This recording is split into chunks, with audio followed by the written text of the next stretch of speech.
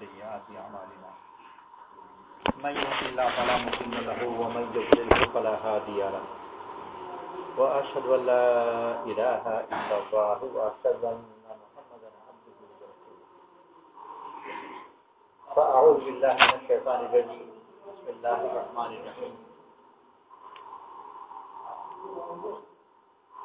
هو الذي أرسل رسوله بالهدى ودين الحق ليظهره على الدين كله وكفى بالله شهيدا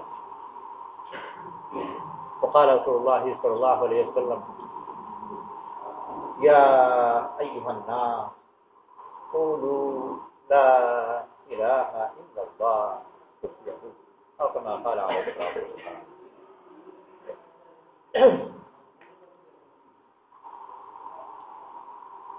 আল্লাহ তাআলা রাসূল করিম সাল্লাল্লাহু আলাইহি ওয়াসাল্লামকে পাঠিয়েছেন আর এই দায়িত্ব দিয়ে যিনি পাঠিয়েছেন যে পুরা দুনিয়াতে দ্বীন যেন প্রতিষ্ঠিত হয় বিল হুদা ওয়া দীনিল হক হিদায়াত এবং সত্য দিন দিয়ে লিইয়ুযহিরাহু আলা দীনি কুল্লি বাকি যত জীবন কথা আছে তার উপর যেন এটাই প্রাধান্য পায় এর অধীনে বাকি সব যেন বিলুপ্ত হয়ে যায় আর কোনো কিছু থাকবে না আল্লাহর দ্বীনই থাকবে আর আল্লাহ তাআলা রাসূল করিম সাল্লাল্লাহু আলাইহি ওয়াসাল্লামকে যেসব সৌন্দর্য যেসব সিফত দিয়ে পাঠিয়েছেন তার মধ্যে সবগুলোই সুন্দর বিশেষভাবে উল্লেখ করেছেন যেগুলো তার মধ্যে আছে যে আল্লাহ তাআলা রাসূল সাল্লাল্লাহু আলাইহি ওয়াসাল্লামকে বড় উত্তম আখলাক দিয়ে পাঠিয়েছেন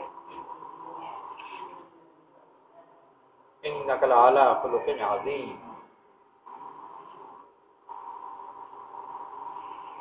আর সেই আখলাকেরই একটা অংশ যে রাসূল সাল্লাল্লাহু আলাইহি ওয়াসাল্লামকে আল্লাহ তাআলা অত্যন্ত মোলায়েম আচরণের পাঠিয়েছেন فبما رحمة من الله لنت لهم ولو كنت فظا غليظ القلب لانفضوا من حولك আল্লাহর রহমতে তোমাকে মোলায়েম করে দেওয়া হবে যদি তুমি কঠোর দিলওয়ালা হতে তাহলে তোমার কাছ থেকে ওরা ছিটকে পড়তো কঠোর মানুষের কাছ থাকতে মোলায়েম মানুষ যে কোনো জায়গায় তার কাছে থাকা যায়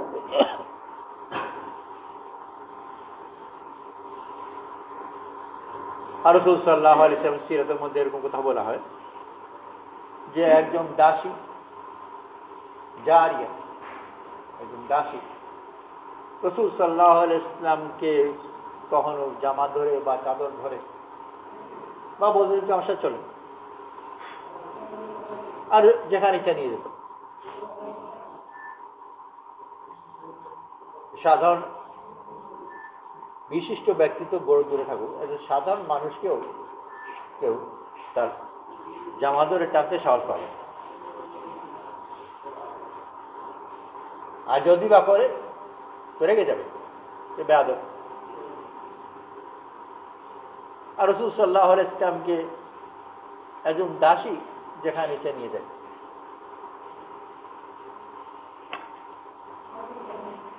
তো একটা ছাগলকেও তো যেখানে ইচ্ছা নিয়ে যাওয়া যাবে ছাগল আপত্তি করবে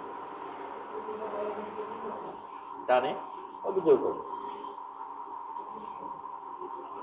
এত নয় এই দায়িত্ব পুরা দুনিয়াতে দ্বীন প্রতিষ্ঠিত করা আর এত নরম আচরণ এই দুই জিনিস তো আমাদের দৃষ্টিতে পরস্পর বিরোধী যদি এরকম কাজ হয় তাকে প্রতিষ্ঠিত করতে হবে তাকে বলিষ্ঠ হতে হবে মজবুত হতে হবে ইংরেজি বলে আগ্রাসনী মনোভাব থাকতে হবে ওর সামনে কেউ টিকবে না পিছে চলে যাবে আর যদি এত নরম মোলায়েমিত হতে হয় তো যেরকম আমাদের দেশে বলে তো চিলকাপ তোমাকে ভাগ করে বন্টন করে নিয়ে যাবে অন্য জায়গায় প্রতিষ্ঠিত হতে দূরে থাকুক তো নিজেকে নিজে রক্ষা করতে পারবে এত নরম যদি হোক দুই কথা তো একেবারেই পরস্পর বিরোধী গোটা দুনিয়া যেভাবে চিন্তা করে আর মানুষের আচরণ প্রতিষ্ঠিত করা, এটা রাজা বাদশাদের আচরণের সাথে মিলে।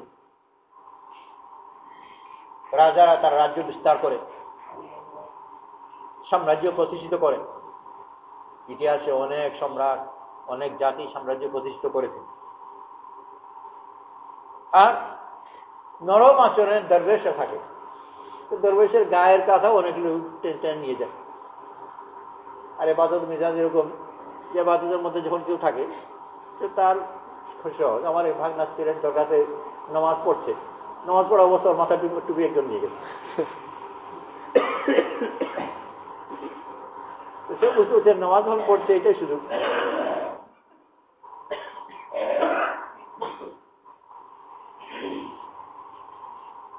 এবাদতের অবস্থায় ওই যদি নামাজি অবস্থায় না থাকতো, তাহলে কেউ সাহস করতো না যে ওর মাথা থেকে নিয়ে যাবে। আর নামাজের অবস্থা বহুত দূরে থাকুক, কোন একজন সিপাহী, মেজর, ক্যাপ্টেন, যাই হোক, ইউনিফর্মের মধ্যে আছে, তো কোন চোর ডাকাত কারো সাহস হবে নাকি যে ওর মাথার উপর থেকে টুপি নিয়ে যাক, জেনারেলের টুপি। অন্য কারো যদি নিতে সাহস পায়, তো ওর কাছে সাহস পাবে, বরং ওর সামনে যেতেই ভয় পাবে। আর কিছু কথা আছে যে ঘোড়ার পেছনে যেতে নেই, আর বসের সামনে যেতে নেই। ঘোড়া পেছন দিকে লাথি মারে, বেশি কাছে যে পেছনে চলে যায়, কখন লাথি মারবে, একে মেরে ফেলবে। ঘোড়া গাধা এগুলো পেছন দিকে লাথি মারে এবং ভোট জোরে মারে। আর বস তো বহুত ছোটখাটো, কিন্তু রাজা বাদশাহ সবাই আর ওই একই মেজাজ, মানে কর্মকর্তা, এটা সামনে যেতে নেই, কখন কোন বিপদে মনে ঠিক নেই। আর আল্লাহ তাআলা রাসূল করিম সাল্লাল্লাহু আলাইহি ওয়াসাল্লামকে পাঠিয়েছেন কিয়ামত পর্যন্ত দিন প্রতিষ্ঠিত করবার জন্য, যেটা কোনো সম্রাটও কল্পনা করে। সম্রাট যদি দেশ জগৎ চিন্তা করে, তো কিছুদিন পর্যন্ত থাকবে, তারপর বিলুপ্ত হয়ে যাবে, এটা তো আগে থেকেই জানা আছে। আর আল্লাহ তাআলা রাসূল সাল্লাল্লাহু আলাইহি ওয়াসাল্লামকে না কোনো অস্ত্র দিলেন, না তলোয়ার দিলেন, বরং এতই মোলায়েম বানালেন যে একজন দাসীও সেখানে টেনে গেলেন। মজমার মধ্যে এসে রাসূল সাল্লাল্লাহু আলাইহি ওয়াসাল্লামকে লোকে চিনতেই পারে না, বিশেষ করে হলে চিনবে। রাজা বাদশা যদি থাকে, হাবভাবেই চেনা যাবে।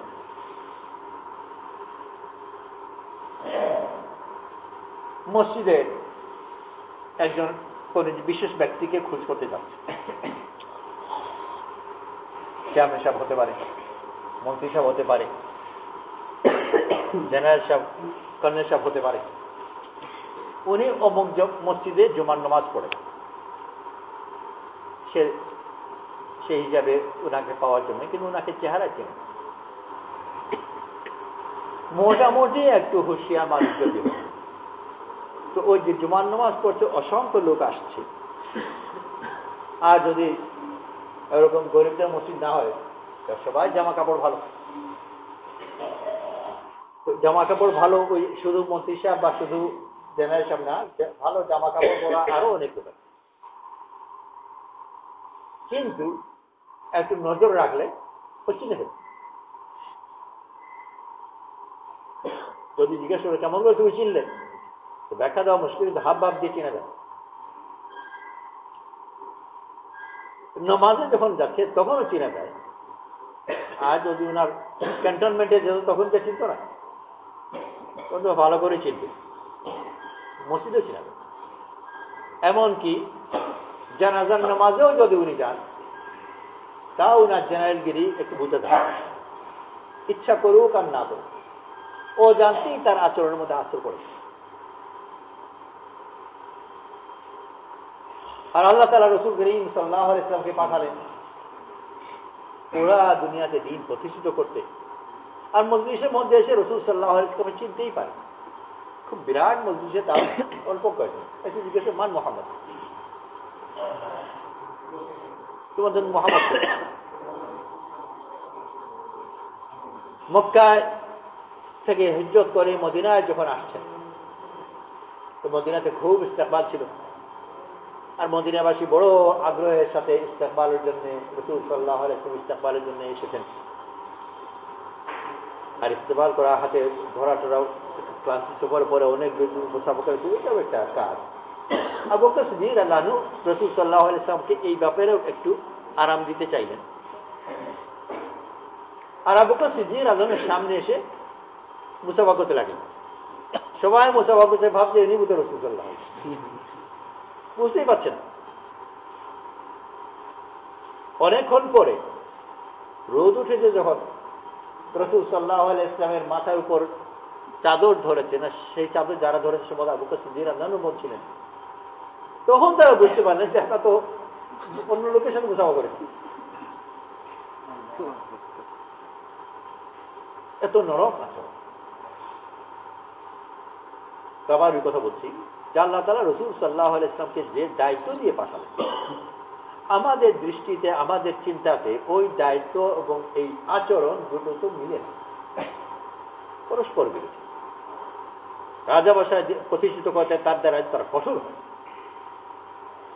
ওর সামনে কেউ টিকতে পারে, ভয়ে আতঙ্ক হয়ে মরে যায়।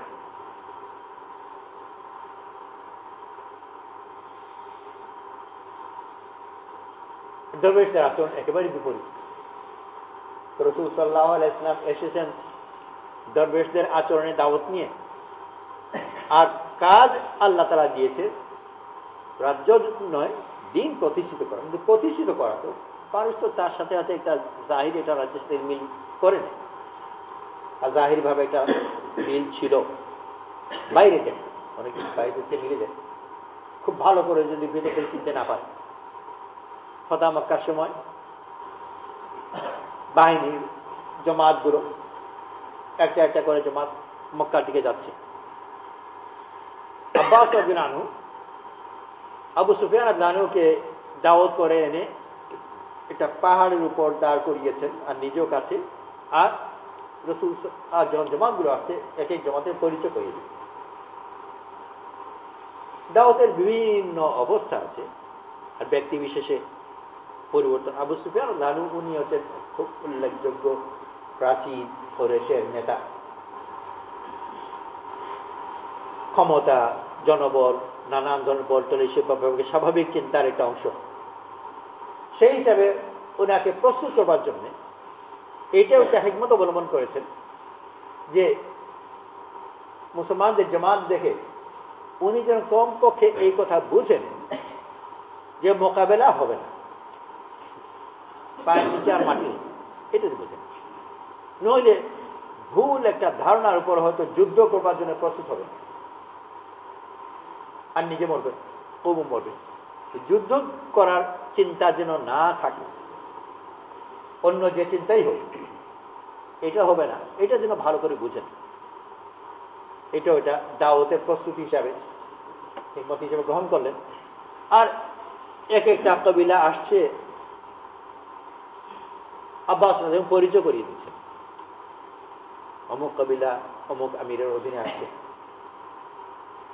আর আবু সুফিয়ান রাদিয়াল্লাহু আনহু দেখছেন আর শুনছেন, আর সবাই বুঝতেই পাচ্ছেন যে মোকাবেলার আর কোনো সুযোগ নেই। কিছুক্ষণ পরে এক পর্যায়ে আবু সুফিয়ান রাদিয়াল্লাহু আনহু আব্বাস রাদিয়াল্লাহু আনহু বললেন, আব্বাস রাদিয়াল্লাহু আনহুকে, যে তোমার ভাতিজা তো বিরাট রাজ্য। রাসূল সাল্লাল্লাহু আলাইহি ওয়াসাল্লাম আব্বাস রাদিয়াল্লাহু আনহুর ভাতিজা ছিলেন, তোমার ভাতিজা তো বিশাল রাজ্য, মুলকুন আযীম সমুদ্র করেছে। উত্তরের সাথে সাথে আব্বাস বললেন যে মুলক না, নবুওয়াত, এটা নবুওয়াত। বাহ্যিক একটা সামঞ্জস্য ছিল বলেই তো ওটাকে রাজ্য বলছে।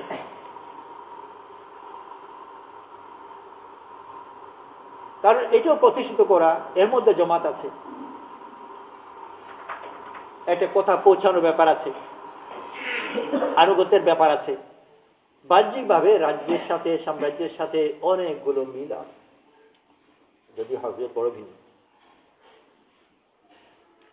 আর রাজ্য প্রতিষ্ঠিত করা, সাম্রাজ্য প্রতিষ্ঠিত করা, এসবের মধ্যে তো থাকে অস্ত্র, কঠোরতা। আর দরবেশে থাকে তাদেরকে যদি কেউ ধাক্কাও দেয়, সে ধাক্কা খাবে। আর আচরণ সম্পূর্ণ ভিন্ন। শেখ সাদির মতো আরেকজন বড় সুন্দর বলেছেন, 10 দরবেশ এক কাঁথার নিচে ঘুমিয়ে যায়, 2 রাজা এক দেশে টিকতে পারে না। পারার কথা রাজার হল যে হয় তুমি, না হয় আমি। আল্লাহ তাআলা রাসূল করিম সাল্লাল্লাহু আলাইহি ওয়াসাল্লামকে যে কথা দিয়ে পাঠিয়েছেন, এই কথার মধ্যেও তো এই জাতীয় একটা বৈশিষ্ট্য আছে যে অন্য কোনো কথা টিকবে, বরং সব কিছুকে নফি করে, লা ইলাহা ইল্লাল্লাহ। এই দিক থেকে রাজ্যের সাথে কিছু সামঞ্জস্য, অথচ আচরণ হলো দরবেশের। আর দরবেশের আচরণ হলো যে 10 কাঁথার নিচে, এক কাঁথার নিচে 10 দরবেশ ঘুমিয়ে যায়, অসুবিধা হয় না। আর রাজা বাদশাহদের আচরণ হলো যে এক দেশে 2 রাজাই টিকতে পারবেন, 2 কথা একেবারে মিলে। আল্লাহ তাআলা রাসূল সাল্লাল্লাহু আলাইহি ওয়াসাল্লামকে পুরা দুনিয়াতে কিয়ামত পর্যন্ত দিন প্রতিষ্ঠিত করার জন্য পাঠালেন। আর প্রতিষ্ঠিত বলতে আনুষঙ্গিক যা কিছু আছে, রাসূল সাল্লাল্লাহু আলাইহি ওয়াসাল্লামের সিফতের সাথে ওই প্রতিষ্ঠা করার আচরণের সাথে মোটেই মিলে না।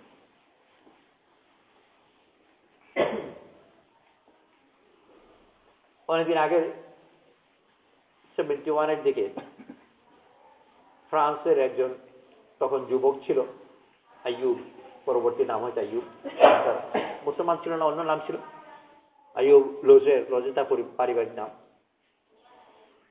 বেড়াতে এসেছিল ভ্রমণে, এই ভারত টারত ইত্যাদি। তখন এটা আন্দোলন ছিল বলে হিপ্পি হিসাবে ঘুরতে এসেছিল। হিপ্পিরা ঘুরে বেড়ায়, গাঁজা খায় ইত্যাদি। আল্লাহ তাআলা তাকে তো নসিবে হিদায়াত রেখেছেন, পাকিস্তানে কোন এক জায়গায় গিয়ে সে মুসলমান হয়ে গেছে। মুসলমান হওয়ার পরে তারপর তাবলীগে কিছু সময় লাগালো। তারপর করাচিতে এসে ইউসুফ বিন নবী রাহমাতুল্লাহ আলাইহি মাদ্রাসায় ওখানে পড়লো, পড়াশোনা করে আলিম হলো। আলিম হওয়ার পরে দেশে ফিরে গেল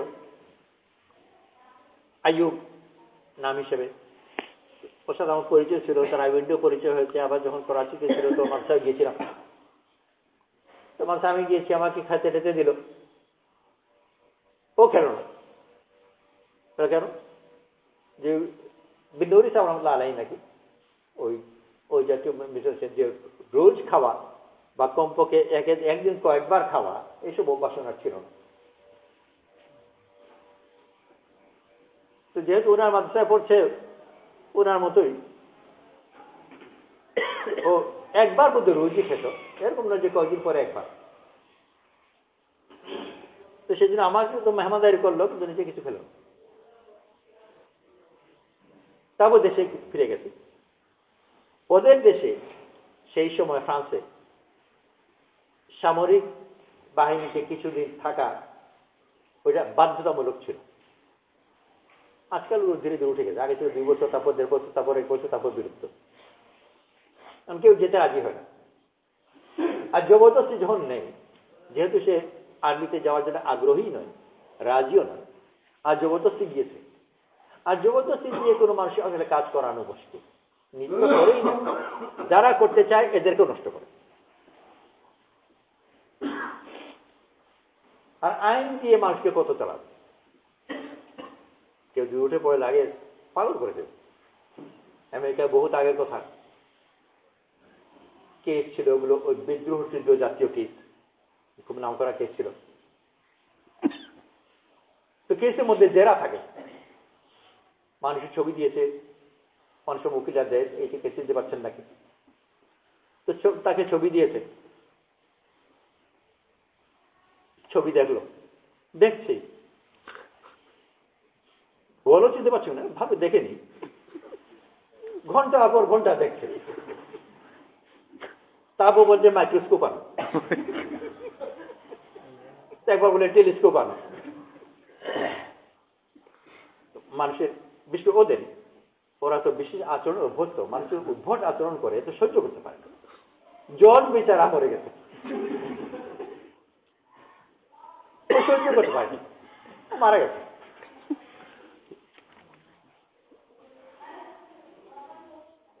আইন দিয়ে তো চালানো মুশকিল, দেশের জন্য সেরকম বিলুপ্ত করে দিয়েছে। তখন বিলুপ্ত ছিল না, বাধ্যতামূলক ছিল, আর্মিতে গেছে। তো গিয়ে ওখানে আর্মিতে থাকতে হবে। তো ওরকম উদ্ভট আচরণ করার উদ্দেশ্য নয়, ওর উদ্দেশ্য সে দিনের উপর চলবে। প্রথম বলল যে আমি এই গোষ্ঠ খাবো না, হালাল খেতে হবে। দেশের আইন অনুযায়ী কারো ধর্মের উপর হস্তক্ষেপ করা যায় না, যেহেতু ধর্মীয় ব্যাপার অতটা মানতে হবে। তো তারা মানতে বাধ্য, তার প্রথমত হালাল গোষ্ঠ জোগাড় করবে। নীতিগত ভাবে মানল, কিন্তু তাদের সম্ভবত পদ্ধতি এটা অবলম্বন করেছে যে দেরি করি, আর আস্তে আস্তে বেশি যখন খিদে লাগবে তখন খাবে, আর খেয়ে নিলে তার সমাধান হয়ে গেল। কিন্তু কয়েকদিন চলে গেল আর খায়নি, অন্যান্য জিনিস খেয়েছে, পটল খেয়েছে, কিন্তু মূল প্রধান খাদ্য। আর আর্মির ব্যাপার তো আর খাওয়াটা না হলে খুব ভয় পায়, মরে যাবে বোধহয়, আর যদি একদম মরে যায় তো মহা মুশকিল। তারপর ওকে জোগাড় করে দিয়েছে, পিটি টিটি ইত্যাদি করতে হয়, শর্ট পরে, ছোট প্যান্ট পরে, ওগুলো এগুলো করা যাবে না, সতর্ক থাকতে হবে। তো ওকে লম্বা প্যান্ট পরে করার অনুমতি দেওয়া সতর্ক থেকে। প্যারেড করতে যাবে, বুক ফুলে হাঁটবে, লেফট রাইট করবে, ও এরকম হাঁটা যাবে না, গর্বের সাথে না, বিনয়ের সাথে হাঁটতে।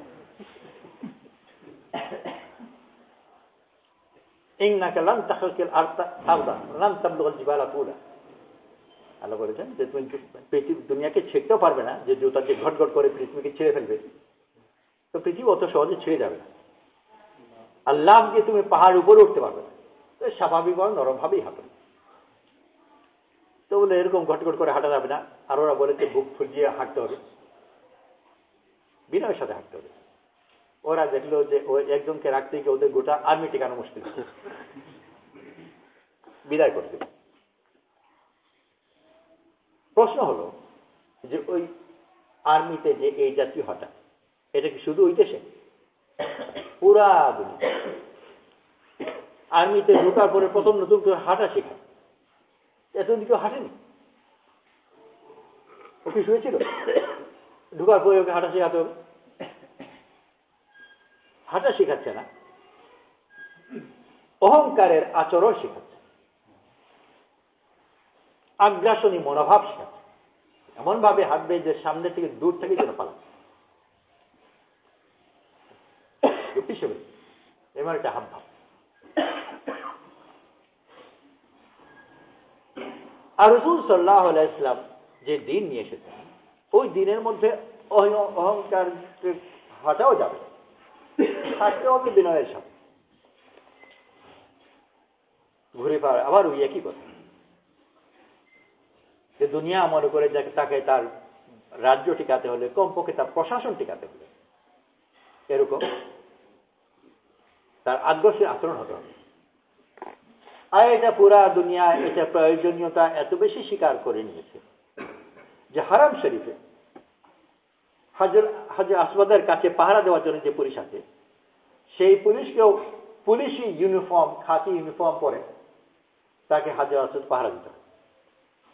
হারাম শরীফের ভিতর যে পুলিশ আছে তারা ওই পুরা দুনিয়াতে প্রচলিত যে জাতীয় ইউনিফর্ম, পোশাক, ওই লম্বা জুব্বা নয়, এমনি জুব্বা পরে, ইমাম সাহেব জুব্বা পরে। ইমাম সাহেব যদি পুলিশি পোশাক পরে এসে ইমামতি করতে চায় তো সরকার দেবে না। আর ইমাম সাহেবের পোশাক পরে যদি পুলিশ ডিউটি দিতে চায় তাও সরকার দেবে। ইমাম ইমামের মতো করবো আর পুলিশ পুলিশের মতো করবো, এটা এই কাজ জন্য পেয়ে। তো পুরা দুনিয়া মেনে নিয়েছে যে প্রশাসনের জন্য তাকে উগ্র হতে হবে। ওই লম্বা জামা পরে পুলিশের আচরণের মধ্যে, তার পোশাকের মধ্যে কোনো উগ্রতা দেখা যায়, আর তার আচরণের মধ্যে উগ্রতা থাকার প্রয়োজন। এটা শিক্ষা দেওয়া হয়েছে, এটা নীতি। আর এই নীতির উপর পুরা দুনিয়া প্রতিষ্ঠিত। ব্যবসার ময়দানে যেগুলো শেখানো হয় যে তোমার মোকাবেলায় কেউ টিকতে পারবে না, এইভাবে ব্যবসা করতে হবে। আজকাল বিশেষ করে ইউনিভার্সিটিতে, আগে এগুলো ছিলই না, ব্যবসা সংক্রান্ত পড়াশোনা প্রচুর। আর ব্যবসা সংক্রান্ত পড়াশোনার বড় একটা জিনিস হচ্ছে যেমন মার্কেটিং। এমন ভাবে করো যে প্রতিদ্বন্দ্বী কেউ যেন টিকতে না পারে। আশেপাশে যত ব্যবসা এই ময়দানে ব্যবসা করছে সবাই যেন বিলুপ্ত হয়ে যায়, একেবারে টিকতেই না পারে। রাজ্যের ব্যাপারে যেরকম অন্য কোনো রাজ্য যেন টিকতে না পারে। আর এর জন্য তার আচরণের মধ্যে এই উগ্রতা থাকতে হবে, চূড়ান্ত উগ্রতা। রোম সাম্রাজ্য ইতিহাসের বড় সাম্রাজ্যের মধ্যে একটা। রোমীদের আচরণের মধ্যে একটা নিয়ম ছিল, বর্তমান দুনিয়াতে ইউরোপের যে নিয়ম কানুন ছিল এটা বড় একটা অংশ রোম থেকে নেওয়া। যে যুদ্ধের আগের রাতে বাহিনীর মধ্যে নিজ বাহিনী, রোমান বাহিনী, আর এই বাহিনীর মধ্যে সিপাহী যারা থাকতো তারা থাকতো কৃতদাস, মালিকদের ছেড়ে পুলে নয়।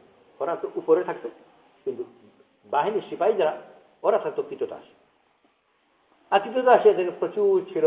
বাইরে থেকে যারা যুদ্ধ পরাজিত হয়েছে তাদেরকে এনেও কৃতদাস বানাতো। আর যেরকম মুরগির ফার্ম আছে, গরুর ফার্ম আছে, ওরকম ফার্মিং করা হতো কৃতদাসে, উৎপাদন। আর সেভাবে ট্রেনিং দেওয়া হতো। যুদ্ধের আগের রাতে বা আগের দিনে প্রস্তুতির একটা অংশ সাধারণত ছিল যে 10 জন করে গ্রুপ বানিয়ে দেওয়া হতো, আর এই গ্রুপের 10 জনের মধ্যে বাকি 9 জন মিলে কোনো একজনকে মেরে ফেলত। নিজ বাহিনী, এটা শাস্তি কিছুই নয়, আগামী দিনে যুদ্ধ হচ্ছে তার জন্য এটা মানসিক প্রস্তুতি, এটাকে ডেসিমেশন বলে। দর্শন করে। আর এই তার আনুষঙ্গিক মদ খাওয়া টাওয়া ইত্যাদি ওগুলো তো আছেই। আমাদের দেশে পর্যন্ত আল্লাহ মেহেরবাই ওটা কমই বিলুপ্ত হয়ে যাচ্ছে, দিনের দিন যে প্রবেশ করছে। পাকিস্তান জমানা পর্যন্ত আর্মিতে একটা জানা জিনিস ছিল যে আর্মি, বিশেষ করে এয়ারফোর্স, ওখানে তো মদের চলবেই। যেহেতু তাদের একটা বাহিনী, আর ওই বাহিনীর একটা অংশ, সেই হিসাবে এগুলো ভিতরে বাধা দেওয়া হতো না, বরং উৎসাহিত করা হতো। আর প্রথম যারা যে নিয়ম কানুন ছিল এগুলো ব্রিটিশরা এগুলো করেছে। দেশীয় যারা অফিসাররা ছিল তারাও ওই মনোভাব নিয়ে, ওই শিক্ষা নিয়ে বড় হওয়া, সেই জন্য মনে করতে হয় যেগুলো আর্মির জন্য এটা প্রয়োজন, সেই জন্য শেখানো হতো। এখন পর্যন্ত বিশেষ করে এয়ারফোর্সে আর ফ্লাইং, এয়ারফোর্সের বিশেষ ফ্লাইং এ যদি যায়, আর ফ্লাইং ওর বেশ প্রথম থেকে সাহস লাগে, অ্যাক্সিডেন্ট রিস্ক ইত্যাদি যুদ্ধ আছে, যেহেতু প্রধান মূলত যোদ্ধা। ক্লাসরুম বানানো হয় না যদিও, কিন্তু গাল শেখানো হয় প্রচুর, ইংরেজি। ওই ফ্লাইং অবস্থায় বাংলা গাল চলে না। আর ওইটা তার ট্রেনিং এর একটা অংশ। যদি আনুষ্ঠানিকভাবে কোন ক্লাসরুম নেই, গাল শিখতে হবে, কিন্তু তার বাস্তবে ঢোকার মধ্যেই, প্রথম বছরের মধ্যেই সে যথেষ্ট পরিমাণ গাল শিখবে। অনেকে এরকম আগে থেকে অভ্যাস থাকে না গালাগালি দেওয়া, কিন্তু যদি ফ্লাইং এ যায়, বিশেষ করে ফ্লাইং এ, তো কিছুদিনের মধ্যে তার অভ্যাসও হয়ে যায়। এই সবগুলো যে ঘটনাক্রমে হয়ে যাচ্ছে তা একটা নীতির অধীন। ওই রোমানরা যে তাদের 10 জনের মধ্যে একজনকে মেরে ফেলত, এটা একটা নীতির অধীন। স্বাভাবিক সমাজের মধ্যে যেসব খেলাধুলা আমাদের দেশে এখনো আছে, বক্সিং ইত্যাদি হয়, খেলা, মারামারি মূলত বক্সিং। কিন্তু বর্তমান বক্সিং হচ্ছে গ্লাভ করে, ওগুলো প্রায় স্পঞ্জের, যাতে মারলে না লাগে, এরপরেও যথেষ্ট লাগে, নক আউট হয়ে যায়। আর তখন রোমানদের মধ্যে যে বক্সিং বা সমান্তরাল যেসব জিনিস হতো, তো গ্লাভস পরতো, কিন্তু স্পঞ্জের গ্লাভস নয়, পিতলের গ্লাভস, তা আবার হয়তো কাটাওয়ালা, যাতে মারলে মাথা দিয়ে খুলি উড়ে যায়। একই বাহিনীর মধ্যে দুজন হয়তো একই মায়ের পেটে একসাথে বড় হয়েছে, পরস্পরকে ভালোবাসে, কিন্তু এক পর্যায়ে গিয়ে তাদেরকে হাজির করে দেওয়া হচ্ছে যে এই দুজনের মধ্যে লড়াই। আর লড়াই এরকম নয় যে কিছুক্ষণ পরেই বক্সিং শেষ হয়ে গেল, আমার একজন আরেকজনকে মেরে ফেলতে হবে, বিভিন্ন ধরনের পদ্ধতি। আর এগুলো সমাজের মধ্যে প্রধান বিনোদনের বিষয় ছিল। এই যে লড়াইটা করা হতো, এটাকে গ্ল্যাডিয়েটার্স বলা হতো, প্রধান বিনোদনের বিষয়। এগুলো যুদ্ধ অবস্থায় বলে, স্বাভাবিক অবস্থায়। এটা এই জন্য যে একটা জাতি গড়ে তুলতে চায়, যে জাতির মধ্যে ওই আগ্রাসনী মনোভাব থাকবে, হিংস্র মনোভাব থাকবে, যাতে এই সামনে কেউ যেন টিকে না, আর হত্যাকে যেন সে উপভোগ করে। এটা নীতির অধীনে গড়ে তোলা হয়েছে। আর জাহিরি ভাবে সে সফলতা অর্জন করেছে, বিশাল সাম্রাজ্য প্রতিষ্ঠিত করেছে রোমানরা। অনেকদিন পর্যন্ত সেই সাম্রাজ্য টিকেও ছিল। তো প্রতিষ্ঠা করা হলো এই ধরনের। চূড়ান্ত হিংস্র হতে হবে, নির্দয় হতে হবে, নিষ্ঠুর হতে হবে। আর এটা একটা ঘটনাক্রমে যে হয়ে গেল তা নয়, তাকে এইভাবে গড়ে তোলা হয়। আর যেটা শেষ পর্যন্ত আমাদের দেশে পুরা দুনিয়াতে আছে, যে বললাম যে হারাম শরীফের পাহারাটা, তাকে ওই পাহারা দেওয়ার ডিউটিতে সে যখন থাকে, বাকি যখন ডিউটি না থাকে সে তার চোখ পড়ুক আর নামাজ পড়ুক, কিন্তু ডিউটিতে যখন সে থাকবে তখন তাকে টাইট জামা কাপড় পরতে হবে। টাইট জামা কাপড় মধ্যে একটা আগ্রাসী মনোভাব আছে। ওই একই জেনারেল ওনাকে ইউনিফর্মের সামনে কেউ যখন দেখলো যে একজন কোনো একটা আর্জিনে হয়তো গ্রামের লোক গিয়েছে জেনারেল সাহেবের কাছে কোনো একটা কথা বলবার জন্য, গিয়ে কথা বলতে সাহস পাচ্ছে, শুধু যে সালাম দিবে, সালাম দেওয়ার বিচার সাহস নেই, আল্লাহ জানে সালাম দিলে কি না কি হয়। ওই ব্যক্তি বাড়িতে যদি তাকে দেখে কুর্তা পরা, লুঙ্গি পরা, অত ভয় করবে না। পোশাক ইত্যাদির মধ্যেও বড় একটা অংশ আছে। আল্লাহ তাআলা রাসূল করিম সাল্লাল্লাহু আলাইহি ওয়াসাল্লামকে পাঠিয়েছেন মোলায়েম আচরণ দিয়ে, আর দায়িত্ব দিয়েছেন দিন প্রতিষ্ঠিত করা কিয়ামত পর্যন্ত।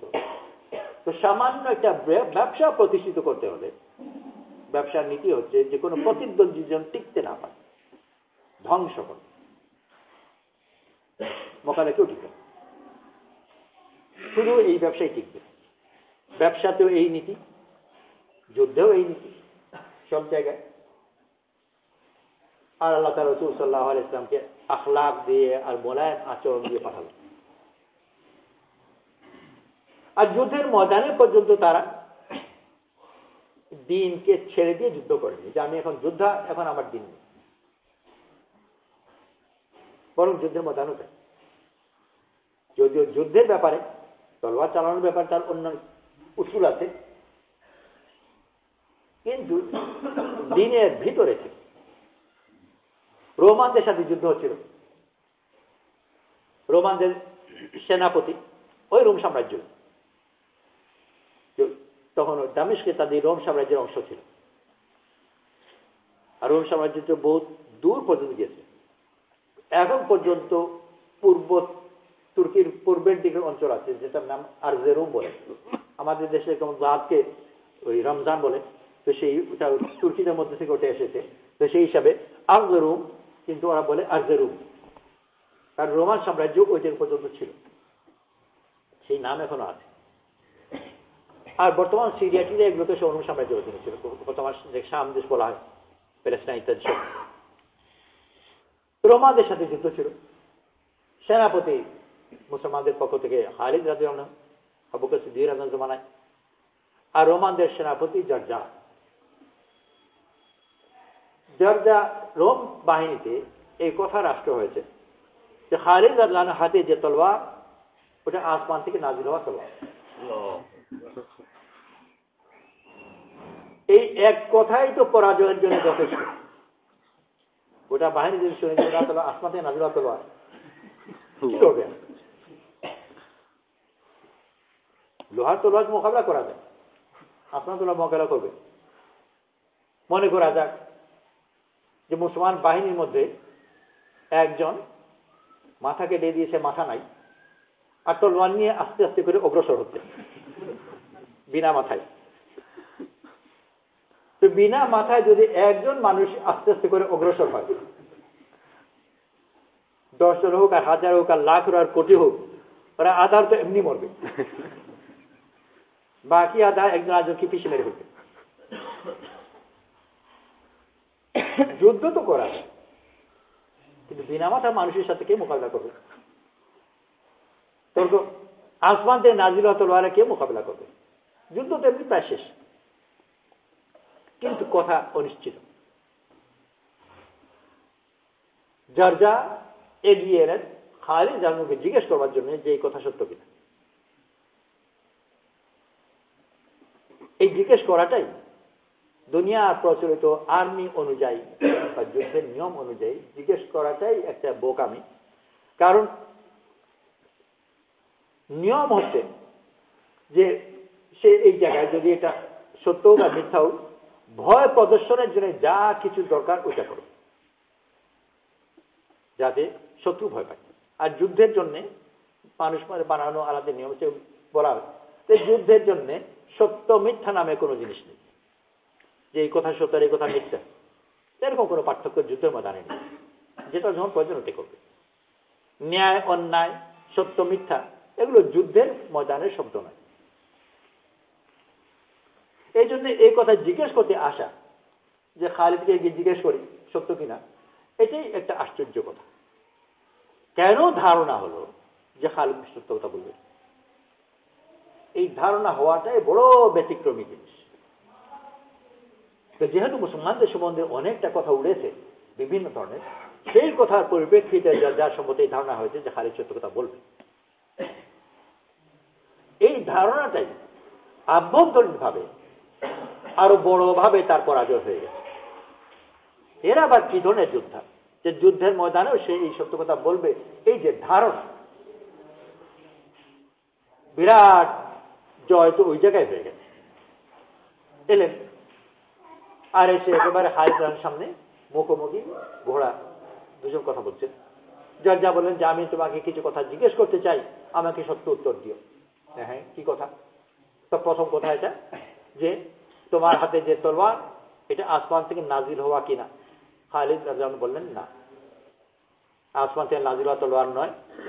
রাসূল সাল্লাল্লাহু আলাইহি ওয়াসাল্লাম আমাকে এই তলোয়ার দিয়েছেন এই কথা বলে যে আল্লাহর তলোয়ার তোমার হাতে খুলে দিলাম, কিন্তু তলোয়ার আসমান থেকে আসে। জর্জা করে যায় পানি এলো যে দুনিয়া তলোয়ার যদি হয় তো লড়া যায়, কিন্তু মনের ভিতর এই সত্য কথা বলার এই অবস্থায় এই সেনাপতি এই সত্য কথা বলার এতই চূড়ান্ত ভাবে ভিন্ন অপ্রত্যাশিত জিনিস যে দিলের মধ্যে আবার অন্য একটা আসর সাংঘাতিক ভাগ করল। আর সেই আসরের পরিপ্রেক্ষিতে সম্ভবত দ্বিতীয় প্রশ্ন করলেন, যে প্রশ্ন সম্ভবত আগে ওই চিন্তা করে আসেননি, এই প্রশ্ন তখন জেগেছে যে বর্তমানে যে মুসলমান হয় তোমাদের মোকাবেলায় তার অবস্থান কি? খালিদ বললেন যে সে আমাদের ভাই, বরং আমাদের চেয়ে ভালো। এই জন্য যে আমরা রাসূল সাল্লাল্লাহু আলাইহি ওয়াসাল্লামকে দেখেছি ওয়াহী নাজিল হতে দেখেছি, আর বর্তমানে যে মুসলমান হচ্ছে সে কোনটাই দেখেনি। ওর ঈমান গায়বের উপর, আর গায়বের উপর ঈমানের কদর আল্লাহর কাছে বেশি। সেই হিসেবে তাকে উত্তম বললেন, আর এই কথার সমর্থনে আবার যুক্তিও দিলেন। এটাও বড় আশ্চর্যকর। রোমীরা বহুদিন থেকে যুদ্ধ করে আসছে, রোমান সাম্রাজ্য, আর বিভিন্ন জাতি পরাজিত হচ্ছে, আর যারা পরাজিত হয় তার শত্রু বাহিনী তাদের সাথে কিভাবে আচরণ করতে হয় খুব ভালো করে তারা জানে। সেই জায়গায় শত্রুকে বলা যে আমাদের ভাই, বড় আমাদের চেয়ে ভালো, এটাও আরেক আশ্চর্য। তৃতীয় প্রশ্ন করলে কেমন করে মুসলমান হওয়া যায়? খালিদ রাদিয়াল্লাহু আনহু ওখানে ওনাকে কলিমা পড়ালেন, কলিমা পড়লেন। মুখোমুখি দুই ঘোড়া ছিল তখন পর্যন্ত, ঘোড়া ঘুরিয়ে নিলেন, দুই ঘোড়া পাশাপাশি হলো, যুদ্ধ আরম্ভ হলো, দুই সেনাপতি একদিকে, যার যা ওখানেই শহীদ হলেন। আল্লাহ তাআলা রাসূল সাল্লাল্লাহু আলাইহি ওয়াসাল্লামকে পাঠিয়েছেন, কিন্তু পুরা দুনিয়া যে নীতি বিশ্বাস করে সেই নীতি তো নয় যে যুদ্ধের ময়দান তোমাকে কঠোর হতে হবে, এখানে সত্য নেই, মিথ্যা নেই, ভয় দেখাতে হবে, তা নয়। বরং ওই জায়গায়ও খালিদ রাদিয়াল্লাহু আনহু সত্য কথা বলছেন,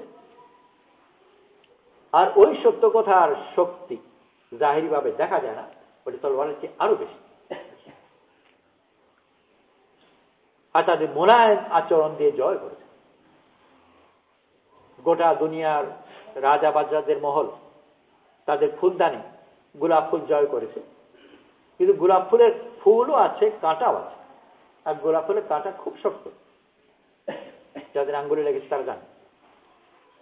কিন্তু এই যে দুনিয়া রাজা বাদশাহদের ফুলদানি জয় করেছে গোলাপ ফুল, তার কাঁটা শক্তি দিয়ে জয় করেনি, পাপড়ি শক্তি দিয়ে জয় করেছে। পাপড়ি সৌন্দর্য। আল্লাহ তাআলা রাসূল সাল্লাল্লাহু আলাইহি ওয়াসাল্লামকে পাঠিয়েছেন পুরা দুনিয়াতে দ্বীনকে প্রতিষ্ঠিত করবার জন্য, কিন্তু নিষ্ঠুরতা দিয়ে প্রতিষ্ঠিত করবার জন্য নয়, বরং সৌন্দর্য দিয়ে প্রতিষ্ঠিত করবার জন্য। ইন্নাল্লাহা জামিল ইউহিব্বুল জামাল। আল্লাহ সুন্দর, সুন্দর ভালোবাসেন। আর দুনিয়াতে আম্বিয়া আলাইহিস সালাতু ওয়াস সালামকে পাঠিয়েছেন সৌন্দর্য প্রতিষ্ঠিত করবার জন্য।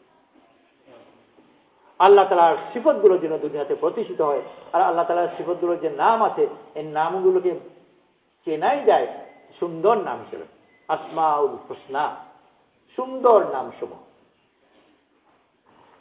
আল্লাহ তাআলা নিজের সৌন্দর্যের পরিচয় দেন, আম্বিয়া আলাইহিস সালাতু ওয়াস সালামকে পাঠিয়েছেন ওই পরিচয় দিয়ে, আর কিয়ামত পর্যন্ত মুসলমানরা এই সৌন্দর্যের পরিচয় নিয়েই যাবে, আর এটাই তারা জয় করবে। দুর্ভাগ্যবশত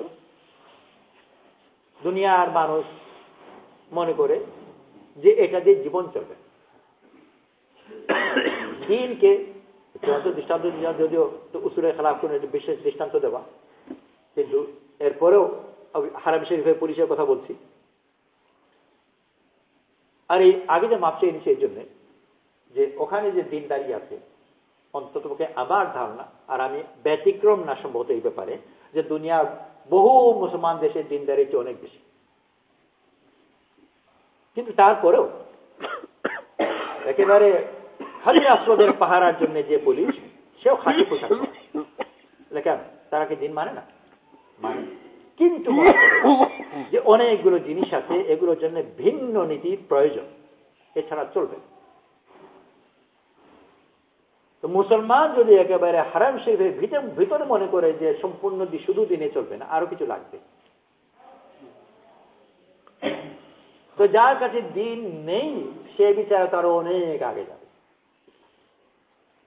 ওই যে এই পোশাক আর এই আর্মি টার্মি এগুলো তো এসেছে ইউরোপ থেকে, তারা কি কোনো ধর্ম মানে না?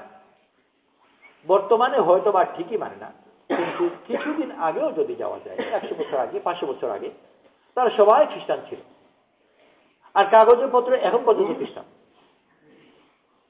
আর এক সময় শুধু কাগজের পত্র নয়, রীতিমতো ভাবে নিয়মিত গির্জায় যেত। এখন 2 মিনিট হাঁটলেই এটা গির্জা পাওয়া যায়, গোটা দেশ গির্জায় ভরা।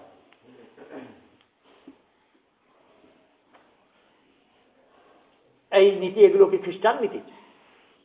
বাইবেলে আছে। ঈসা আলাইহিস সালামের কথা হিসেবে তারা বলে যে এক গালে যদি চড় দেয় তাহলে আরেক গাল পেটে দাও। আর এই ধরনের কথা যে অল্প স্বল্প গির্জায় গিয়েছে সে জানে,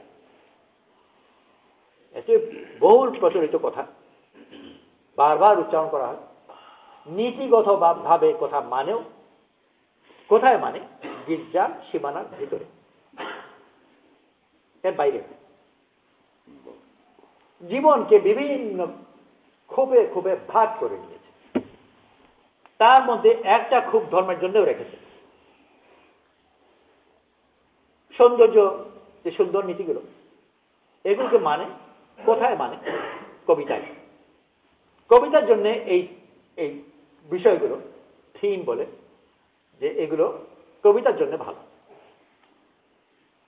ক্ষেত্র বিশেষে উপন্যাসের জন্য ভালো। আর ছবিটুকু যখন আঁকবে, ইউরোপীয় একসময় তারা খুব ছবি টবি আঁকত। আর ছবির বড় একটা অংশ ছিল আগে ক্লাসিক্যাল জমা যেটা বলে যে মারিয়াম আল ইসলামের কোলে ঈসা আল ইসলাম, নানান ধরনের তাদের ধর্মীয় ছবি। তো ওই ছবিগুলো, ওই চেহারা, যে তার যে ছবি যে আঁকে, ওটা কোনো মারিয়াম আল ইসলামের চেহারা, কোনো নিষ্ঠুর চেহারা দিয়ে ছবি আঁকে। আর কোলে ঈসা আল ইসলাম যে ছবি আঁকে, ওইটা কোনো নিষ্ঠুর চেহারা দিয়ে। কিন্তু ওইটা দিনের ময়দানের জন্য, ওইটা গির্জার জন্য, শিল্পের জন্য। আর এইটা হলো বাস্তব জগতের জন্য। এই পোশাক করা না, ভাগ করে নিয়েছে। আর এই ভাগাভাগি এত দূর পর্যন্ত যে বাইবেলের মধ্যে পর্যন্ত ঢুকিয়েছে যে গডকে ওইটুকু দাও যেটুকু গডের প্রাপ্য, আর সিজারকে ওইটুকু দাও যেটুকু সিজারের প্রাপ্য। সিজার মানে রোমান সম্রাট। খ্রিস্টান ধর্ম, যেটার ঈসা আলাইহিস সালাম, যিনি ছিলেন ফিলিস্তিনের, ওইটার বাইবেলের মধ্যে জুলিয়াস সিজার কেমন করে যে ঢুকলো, যে ছিল রোমান সম্রাট, আর ঈসা আলাইহিস সালাম তাকে আধা আধা দিয়ে দিলেন, বরং তার চেয়েও বেশি। ওই ধরনের মুসাইলামা কাযযাব, যে মিথ্যা নবী দাবি করলো, আর সেও বেশটা বাহিনী পেয়ে গেল। রাসূল সাল্লাল্লাহু আলাইহি ওয়াসাল্লামের কাছে চিঠি লিখল মুসাইলামা কাযযাব। আর চিঠি তো নিজেকে তো কাযযাব বলেও তার উপাধি দেয়নি। কাযযাব মানে বড় মিথ্যাবাদী, নিজেকে তো নবী বলে। মুসাইলামা নবী বা রসুল দাম ভুলে গেছি নিজের পরিচয় কিভাবে দিয়েছে, কিন্তু রসুল দাবি করেছে। আর এই কথা বললো যে তুমিও একজন রসুল, আমি একজন রসুল, বা তুমি একজন নবী, আমি একজন নবী। আর তো চলো দুজনে মিলে এটা ভাগাভাগি করে, যে যেসব অঞ্চল রসুল সাল্লাল্লাহু আলাইহি ওয়াসাল্লামের সাথে আছে, বিশেষ করে মদিনা বা আশেপাশে অভ্যাসেন, তখন মক্কা ফাতহ হয়ে গেছে, মক্কা ফাতহের পরের কথা, আমরা দুজন মিলে ভাগাভাগি করে নিই। মুসাইলামা এই প্রস্তাব রসুল সাল্লাল্লাহু আলাইহি ওয়াসাল্লামের কাছে দিলেন। রসুল সাল্লাল্লাহু আলাইহি ওয়াসাল্লামের উত্তর দিলেন, এরকম যে উত্তর দেবেন না, উত্তর দিলেন, কিন্তু উত্তরের সম্বোধন করলেন মুসাইলামাতুল কাযযাব, মিথ্যাবাদী মুসাইলামা। আর উত্তরে এটুকু দেন, ইন্নাল আরদা লিল্লাহ, দুনিয়া আল্লাহর সম্পদ, যাকে ইচ্ছা দান করে।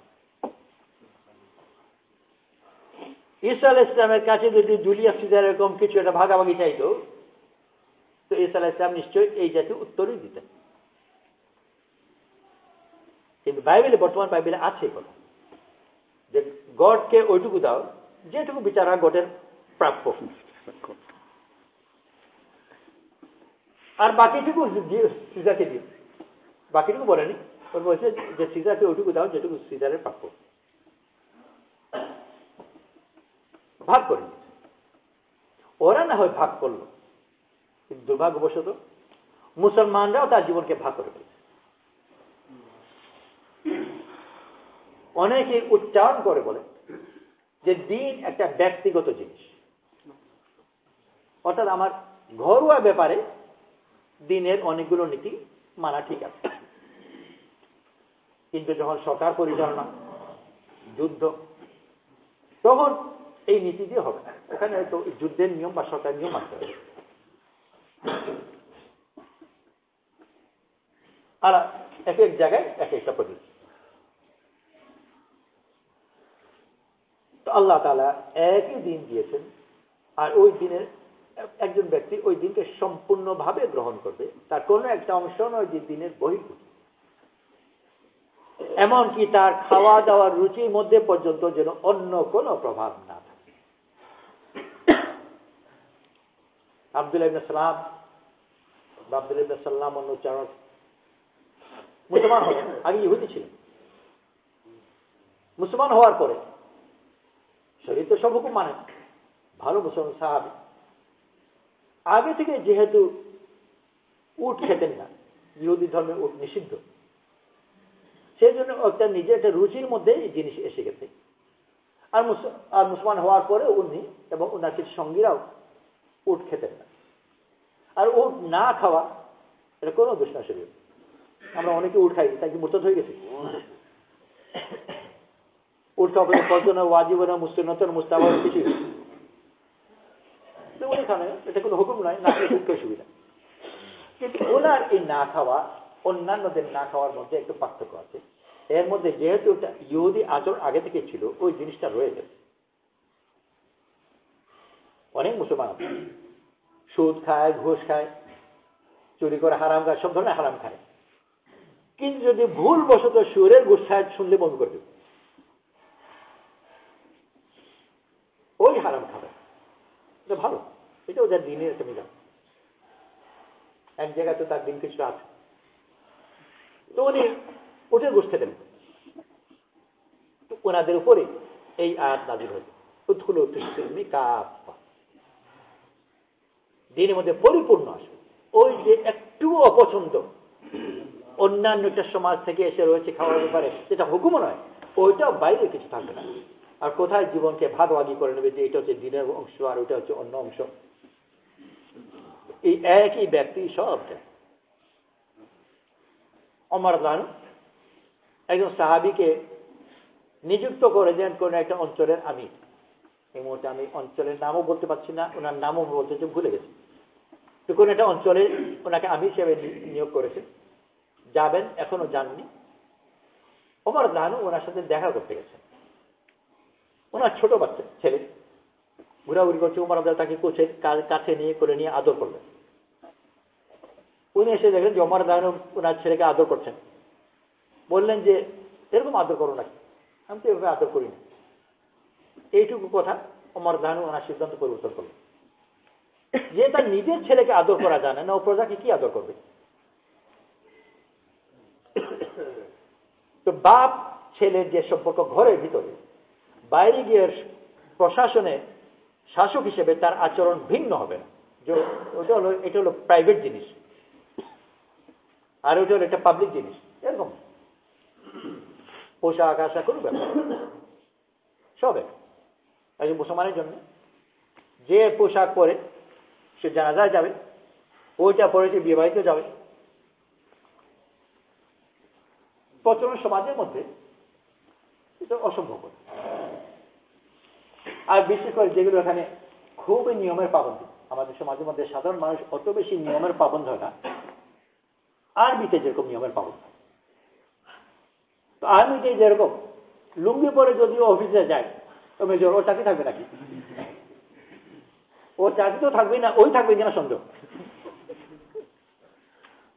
ওই যদি বিকেল বেলা আবার মিলাদ পার্টি আছে,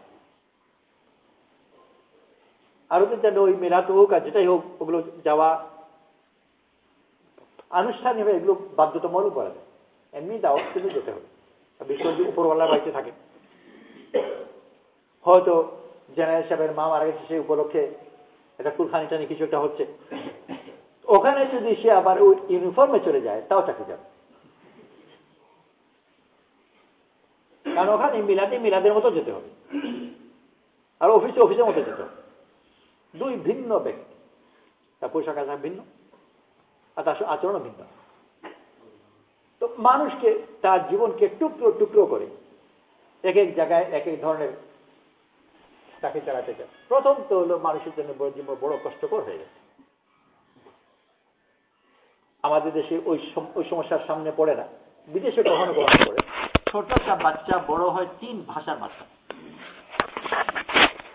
বাড়িতে এক ভাষা, স্কুলে এক ভাষা, আর বাড়ির বাইরে যে পাড়ায় থাকে ওই পাড়ায় আরেক ভাষা। ও ছোট বাচ্চা যে পেরেশান হয়, দিশা পায় না কি বলবে। সালিম রাদিয়াল্লাহু আনহু নাম করা সাহাবী ছিলেন, পরবর্তীতে আল্লাহ তাআলা ওনাকে কোরআন শরীফের বহুত বড় আলিমও বানিয়েছিলেন। ভাষাই শিখেছেন অনেক বছর বড় বয়স হওয়ার পরে। দাস ছিলেন, কত হাত বদল হয়েছেন, এক এক কবিলা এক এক ভাষা, উনি কোনো তালই করতে পারেননি যে কিভাবে বলতে। বড় পেরেশানির মধ্যে জীবনে বড় চাষ করে।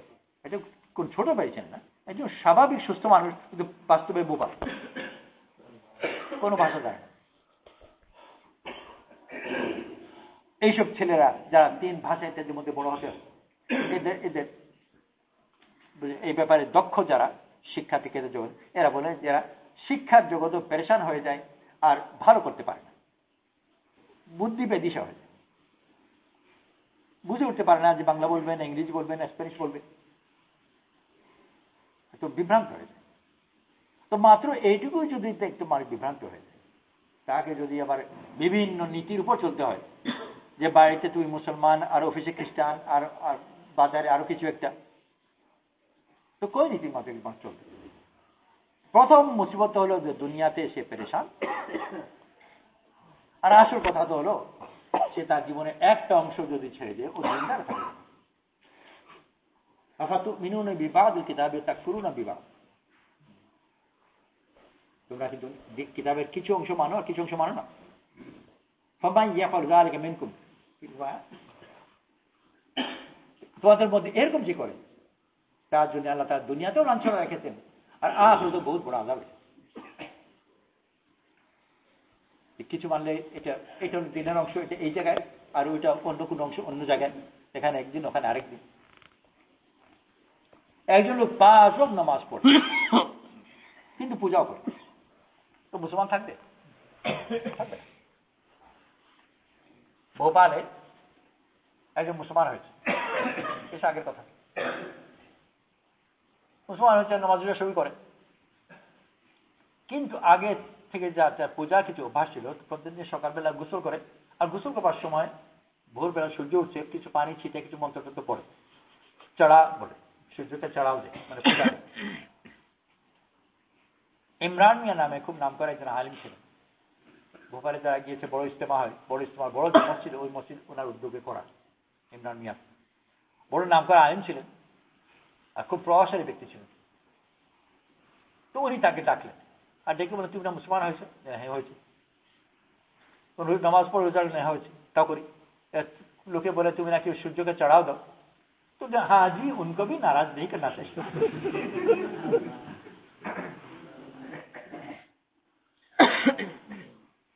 হ্যাঁ একটু দেই, ওদেরকে খেপানো ঠিক না। তো দিন তো একই দিন, আল্লাহ তাআলা বড় মেহেরবান করে আমাদেরকে দিন দিয়েছেন, যে আল্লাহর পথে বের হয়ে আমি নিজেকে আর পুরা উম্মতকে সম্পূর্ণ দিনের মধ্যে। আর শুধু এই কথাই এরকম নয় যে এই দিনের মধ্যে এলে আমার যুদ্ধগুলো সব হেরে যাব। রোমানরা তাদের নিষ্ঠুরতাকে যা কিছু ইসলামের আগে পর্যন্ত দখল করেছিল, আর যখন মুসলমান এসেছেন, মুসলমানদের তাদের হক দিয়ে আর তাদের আখলাক দিয়ে তার সব সাম্রাজ্যগুলো মুহূর্তের মধ্যে নিশ্চিন্ন হয়ে গেছে। সাহাবাদের জমানা পরে রোম সাম্রাজ্য নামে একটা জিনিস বাকি ছিল, নামে মাত্র। ইয়ারমুকের যুদ্ধে তো রোম সাম্রাজ্যের কোমর ভেঙে গেল, তারপর আদামরা হিসাবে কিছুদিন পর্যন্ত ছিল। এরপরে প্রায় 1300 বছর পর্যন্ত, আরো 700 বছর পর্যন্ত রোম সাম্রাজ্য ছিল নামে মাত্র। কোথায় তার পরাজয় হয়েছে? ওই তলোয়ারের, মুসলমানদের তলোয়ার তাদের চেয়ে আরো শক্ত ছিল। তা আল্লাহ তাআলা যে দিন নিয়ে এসেছেন, এই দিনের সামনে টিকতে পারে। আর দিন কি? এই আল্লাহ সুন্দর নামগুলো, যে সৌন্দর্য দিয়ে আল্লাহ তাআলা পাঠিয়েছেন, ওই সৌন্দর্যকে প্রতিষ্ঠা করা ওই সুন্দর ভাবে। এরকম নয় যে দিন প্রতিষ্ঠা করবার জন্য আশ্রয় নিতে হবে বেদিনী। দিন প্রতিষ্ঠা করবো, কিন্তু একটু শক্তিশালী কেমন করা হয়, অর্থাৎ দিন প্রতিষ্ঠা করবার জন্য এটা করতে হয়, ওটা করি। স্পেনের বড় একটা তাদের দেশের উৎপাদন হচ্ছে টুরিস্ট, বিদেশ থেকে অনেক টুরিস্ট আসে, আর ওদের বড় একটা আকর্ষণ হচ্ছে লড়াই, ষাঁড়ের লড়াই।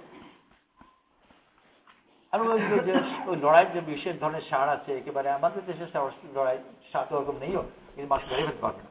বেশ কয়েক বছর আগে ওই লড়াই এসব নিয়ে কাব্য রচনা হতে পারে, যুদ্ধ হতে পারে না, ব্যবসা হতে পারে, প্রশাসন চলতে পারে না, এগুলো কাব্যের কথা। আর আল্লাহ তাআলা সব ময়দানে দেখিয়েছেন যে যে দিন দিয়ে পাঠিয়েছেন ওই দিন নিয়ে ব্যবসাও করেছেন, ওই দিন নিয়ে যুদ্ধও করেছেন, ওই দিন দুনিয়া চালিয়েছেন, আর এখন পর্যন্ত আল্লাহ তাআলা ওটাকে চালাচ্ছেন। আল্লাহ তাআলা বড় মেহেরবানি করে আমাদেরকে দিন দিয়েছেন, আল্লাহর পথে বের হয়ে নিজেকে পরিপূর্ণভাবে দিনের মধ্যে আনা। বিভিন্ন নীতি, দিনের এক নীতি অন্যদের। আর যদি আমি ওরকম বিভিন্ন নীতি মানি, একজন মানুষ বিভিন্ন নীতির উপর চলতে পারে। যেরকম বাইরে গেলে আমি 6 ফুট লম্বা হব, আর বাড়িতে এলে 5 ফুট লম্বা হব, এটা সম্ভব না। ও যা আছে তাই থাকবে। হাবভাব করতে পারে, কিন্তু হাবভাব করে আসলে হবে। যে বাইরে এই নীতির উপর চলে যে আমাকে উগ্র হতে হবে, এছাড়া টেকা যাবে না, ওই নীতি নিয়ে যদি সে বাড়ি পরিবারের মধ্যে আসে তো ঝগড়া হবে, মারামারি হবে। আর এটা কোনো আশ্চর্য কথা নেই। এই নীতি এটাও একটা সম্ভব কারণ যে কোন ইউরোপের কোন দেশে স্ট্যাটিস্টিক্স রুম সব দেশে আশেপাশে প্রায় সমান। প্রথমত আজকাল তো বিয়ে করেই না, বড় চাও বিয়ে করবার আগেই ভয় পায় যে কোন এখন মুসিবতে পড়ি। অনেকেই বিয়ের আগে তালাকের কাগজপত্র ঠিক করে, যদি হয়ে যায় তো বন্টন কিভাবে হবে। তো যে বিয়ের আগে তালাকের কাগজ ঠিক করছে ও বিয়ে বা কি ধরনের। আর যেগুলো করেও শতকরা 60টা 1.5 বছরের মধ্যে ভেঙে যায়। কারণ এই আগ্রাসনী মনোভাব সম্পর্ক পরিবার সম্ভব না, টিকবে না। ভাইয়ের সাথে টিকবে না, বাপের সাথে টিকবে না, ছেলের সাথেও টিকবে না, কারোর সাথে টিকবে না। এই জন্য ছেলে একটু বড় হয়ে যায় আর বাপের সাথে টিকে না, বের হয়ে যাবে। যদি বলা হয় যে তুমি কেন বের হয়ে গেলে, ওই কথাই বলবে যে ওখানে টিকা যায়। কেন টিকা যায়? আরে বুঝতে পারছো না, টিকা যায় না, সমস্যা হয়ে যাবে। আগ্রাসন মনে করে।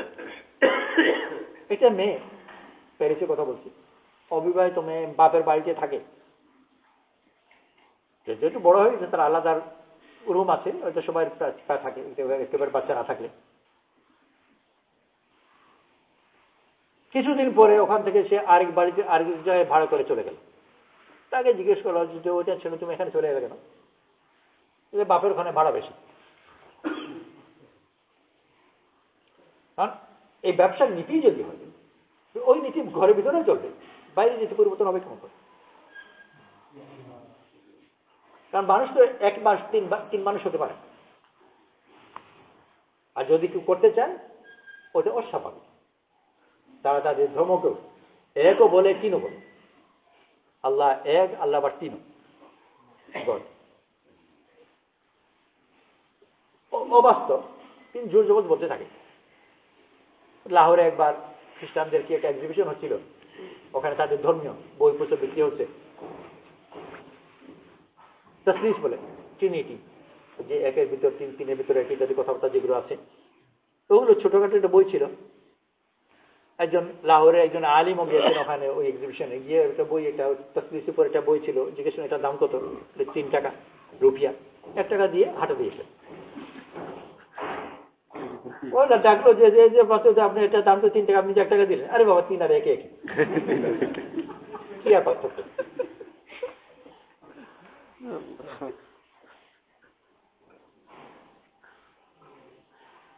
আল্লাহ তাআলা ভিন্ন করেছে, 3 আর 1 এক নয়।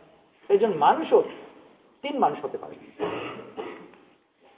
3 মানুষও দূরে থাকুক, ও যদি আচরণ দুই জায়গায় 2 ধরনের হয়, এই মানুষের সাথে টিকে যাবে না, বিশ্বাস করবে নাকি? আরে তাদের দেশে এই শব্দগুলো আমাদের সাথে আমাদের দেশে নেই, আলহামদুলিল্লাহ, থাকার উচিত নয়। অন্য দেশে জানে, বলে ডাবল পার্সোনালিটি। এক ব্যক্তির ভিতর 2 ব্যক্তি হাঁটছে, আমি কাকে বিশ্বাস করবো, কার সাথে কোন কথা বলবো?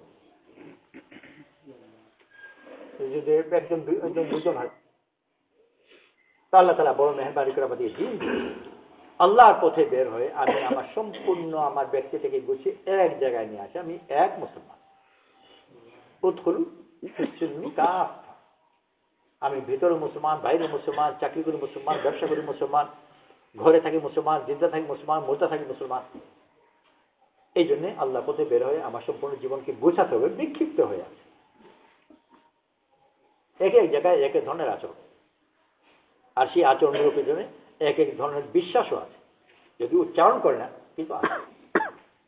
এই জন্য আমরা সবাই নিয়ত করি যে আল্লাহর পথে বের হয়ে নিজেকে একদিনের ভিতর আনবো, ঠিক না ইনশাআল্লাহ? এই জন্য আল্লাহর পথে 4 মাসের জন্য যেতে হবে। যারা আগে 4 মাস দিয়েছে, 3 চিল্লা দিয়েছে, নিয়ত করি ইনশাআল্লাহ যে প্রত্যেক বছর 3 চিল্লা করে দেবো, তারা বিসমিল্লাহ করে প্রত্যেক বছর 3 চিল্লা করে দেবো, এই কথার উপর নিয়ত।